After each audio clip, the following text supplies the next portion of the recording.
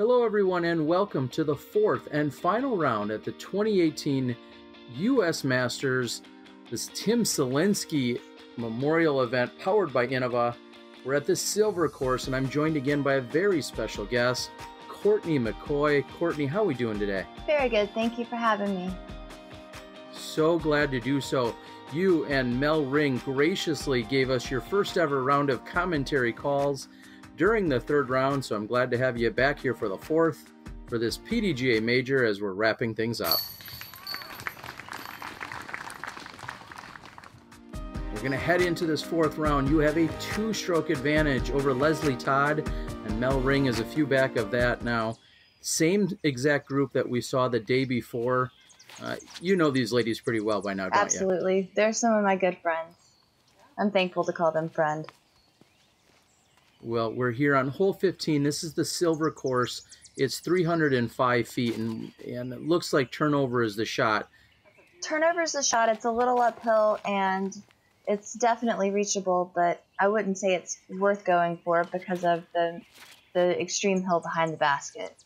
So I think all three of us were just trying to play it for a good solid 3. Get it out there. Now, you guys also played this very course, I believe, in the first round. Is that correct? We did. This was my favorite course that we played. It was technically challenging and just an overall high fun factor course.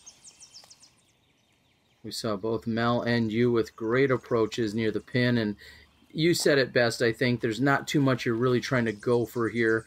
There's no harm in a 3. There's no harm in a 3, and that 3 that Mel made on this is a tremendous 3. That's a death putt. She was way out. So that was an awesome putt. Well, and that's got to get things going. Maybe a little, final round jitters or nerves could be setting in, or first putt of the day, and Mel's like, I got better this. Than me.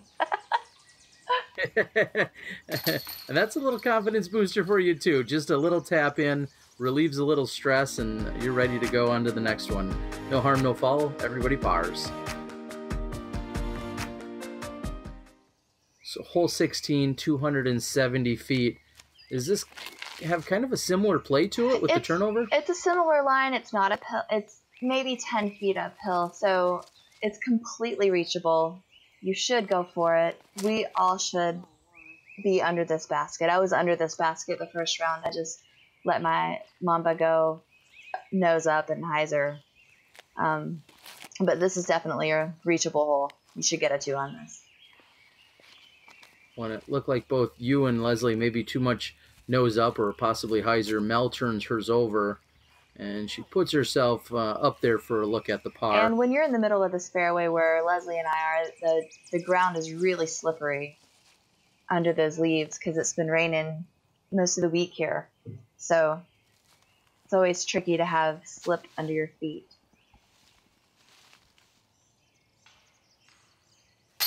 It's a great putt by Mel.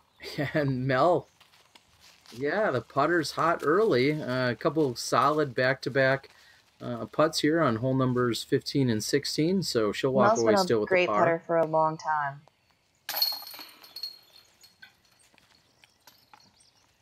Fair to say you're no slouch yourself. It'll be interesting to see how this final round.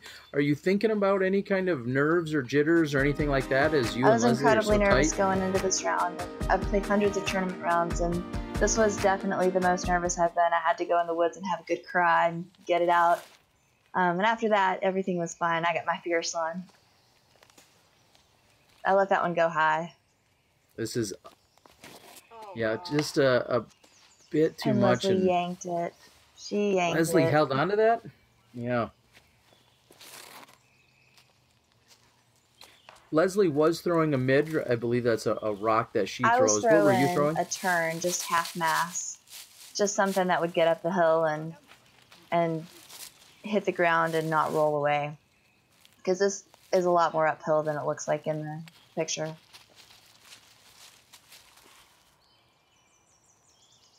And you've got a long look here at a birdie. I didn't think that was going in. Just I wouldn't have minded. Well, you wouldn't have minded if it did. Usually I know if it's going to go in right when it leaves my fingers. So So Leslie's not able to get up and down. She's going to be next to the basket for the what looks like a 4. And Mel's tapped in for her par, and you have as well.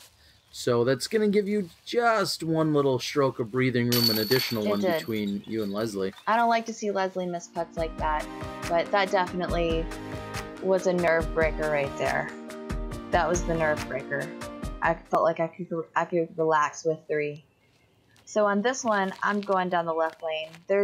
The only way to get a 2 on this hole is to go down the left side, and I know that if I get in trouble over there in the woods, I can pretty much get out of all trouble and still get my 3. But going down the right side with a hyzer, there's no way I can reach this basket or even within the circle going that way. So I figured I'd go for a 2. Why not? I love the play. It's a little bit gutsy, but it looks like you didn't make it all the way through. We saw, on you, as you said, the right side, even with a great shot, you're not likely getting all the way to the pin. And Mel's got a long putt from there, and you're on this left side trying to pull out something from the bag of tricks. Little sidearm, little flick. And Leslie's got a long putt here, and she's been making these all weekend, so it wouldn't have surprised me at all if that had gone in. Mel, who's been saving pars left and right, seems to do it again. And that tree was behind her mini, if anybody asks about that. I'm sure they will. I'm sure they will. And looks like you kind of take a moment to collect. Are you thinking something right there? That was when you my take first a moment putt of the round, because the putt? others had been drop-ins, and that was my 21-foot bane this weekend. So just take a second, get it together, look down, look up, and do my thing like I'm in the backyard. Don't think about it too much. All right, plenty of pars thus far. So no real movement. Again, just a little bit of cushion there between you and Lesli. Another gentle turnover here, but just 227 feet for this. That's right. This is, I love my Mambas. I love my Star and my Champion Mambas for different reasons, but that purple one is my Star Mamba that I don't have to put anything on it to make it turn over. And it's just such a nice little touch disc. It's easy to throw.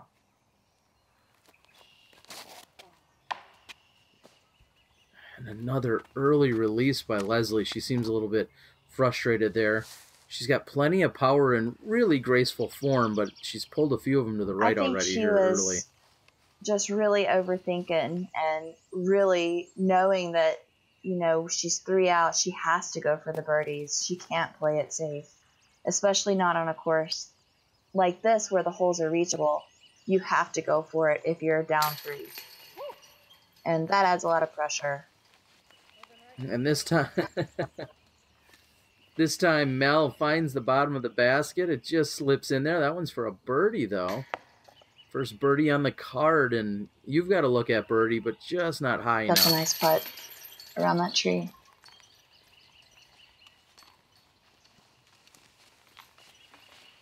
So you're riding the par train pretty hard here, but it's not hurting you. You've picked up 2 strokes this round on Lesli. And you look to be in pretty good position right now.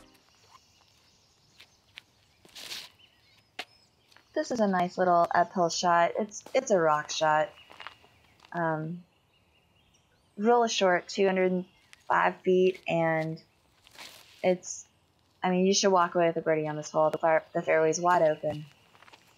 Lesli throws a rock perfectly, and it just barely hits that tree.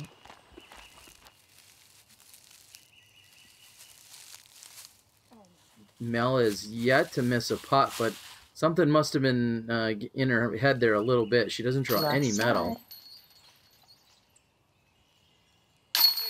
And a great putt by Les. No better way to follow up a bogey than by taking a birdie on the very next hole. So she'll pick one up on you, and Mel, if Mel converts for her par. A gorgeous day out there. I think we were blessed throughout the entire weekend. We saw a little bit of chill in the air once in a while, but really no major rain.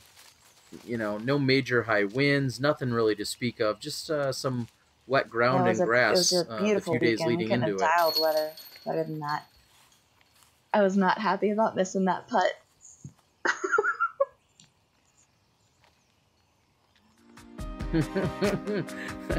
I thought I'd leave it in there. I figured you were collecting your thoughts, and maybe that was a way to reset. But you're 6 for 6 on the par train. This hole's tricky. It's really downhill, and if you throw it too long, you're OB. And there's also a Mando. I think you can barely see it. That little teeny tiny white sign. Okay, so unlike hole 18, you can't cut it short, so to speak. Not that there's much of a cheater middle route, but you really can't cut it short. But if And you there's go really too no long, reason to you're going to try get punished with an to OB reach stroke. this hole because the reward isn't worth the risk of reaching it. It's just a par for the girls and walk away.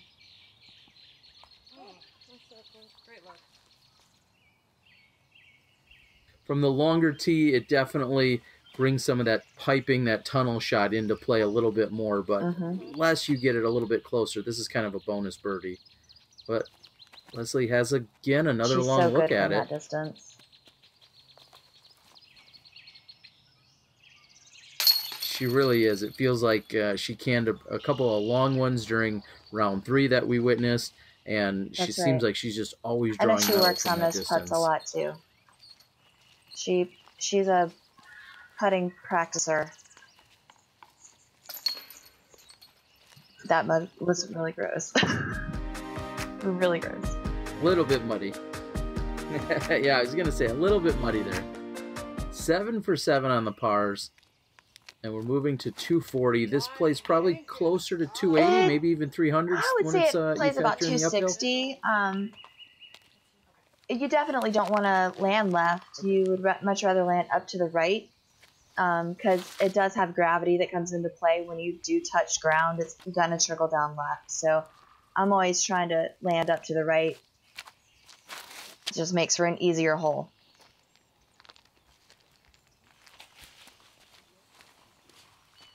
So Leslie's in trouble down here. Yeah, with being just so low and knowing she wants to get it up, but not too high, get the nose up too high to have it carry left. That one, unfortunately, that's just an extra stroke she's going to have to take, and she's right under the pin now. Here?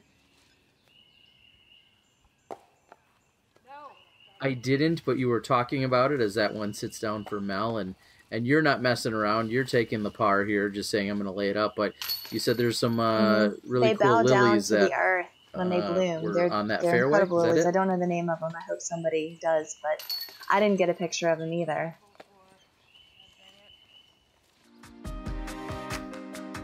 Well, it was Madison Walker and Valerie Jenkins' birthday while this round was going off, and we know Madison loves her plants, so I'm sure while Madison's watching, she can scream at everyone and let us all know what kind of lilies those are. If anyone knows, it'd be her. This hole is reachable. There's a little bit of a wind out there. It's a headwind.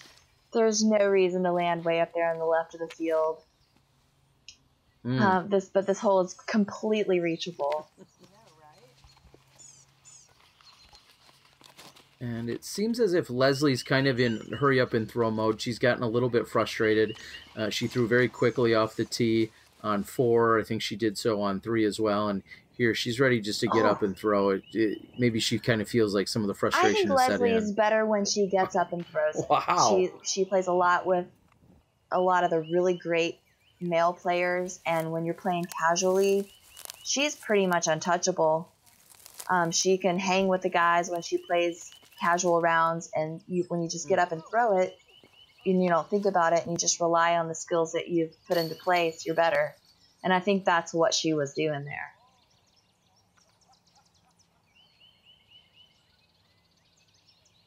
We saw you tap out, and then a very long run by Mel, almost cashing in on the super long fairway ace, or a throw in, and Leslie's going to tap in. She takes her 3. Again, no movement there, but almost a long throw in. I want to thank you for joining us. We're through 9 holes. You've got a comfortable lead of 4 strokes. Look forward to having you on the back.